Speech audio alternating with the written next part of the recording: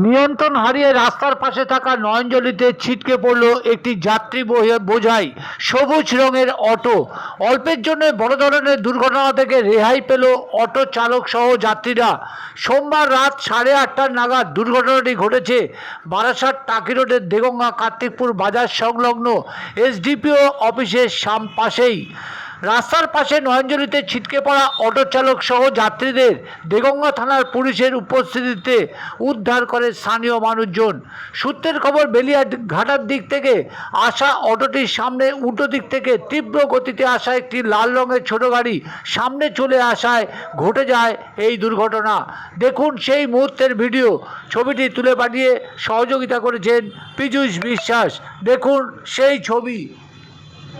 রাস্তার পাশে নয়নজলিতে ছিটকে পড়া অটোটি সেই অন্ধকারের মধ্যে কিভাবে স্থানীয় মানুষজন সেই নয়নজলি থেকে রাস্তায় তুলছে, দেখুন সেই ছবি।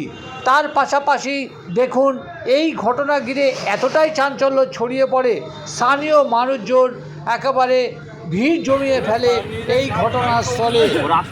দেখবে না, তোলা যাবে, দাঁড়াও, ওয়েট করো না।